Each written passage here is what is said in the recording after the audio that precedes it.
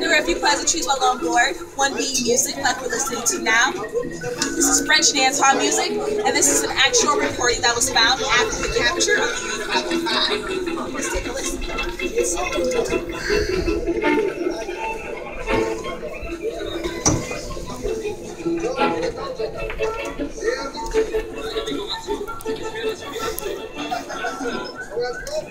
But the U-505 was built for one reason and one reason only. And that was to find Allied merchant ships, sink them, and stop vital food and weapons from entering Great Britain. When the U-505 would find its target, it would stalk them during the day, waiting until the perfect time to attack, and that's when night fell. Once night would fall, the dive bells would go off, and that meant every man to their diving stations. The men would go and open up vents, allowing water to fill the ballast tanks, and this allowed the boat to submerge.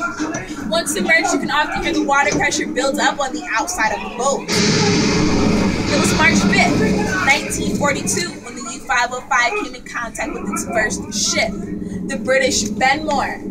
The men had to listen very carefully to the captain's commands at this time. Torpedogeschwindigkeit 30.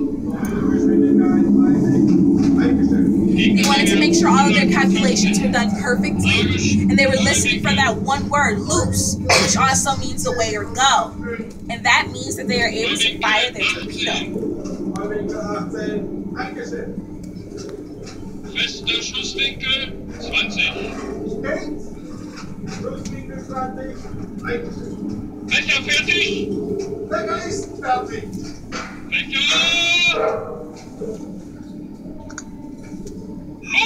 Los! The men had to be very quiet at this time as well. They knew exactly when their torpedo would hit its target. It was timed precisely. Silence meant a miss, explosion meant a hit. Let's listen for the fate of the Benmore.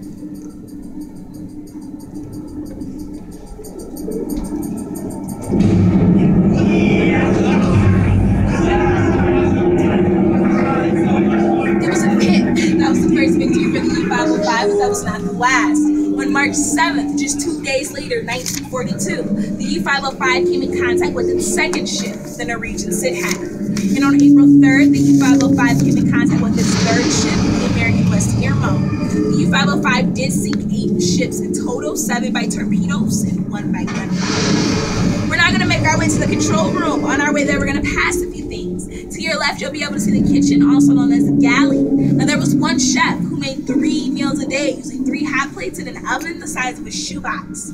We're then going to make our way to the general officer's quarter as well as the sound and radio room. All of those will be located to your left. To your right, you'll be able to see the captain's bunk. The captain was Harold Longa, and he was 6'2". So as you can see, no one slept comfortably on the U-505. We do have about 60 seconds to make our way back there. I want you all to be able to see everything, but I want to remind you that there will be a tour coming in right behind us. So don't be alarmed when you see other people on the boat. Once I get into the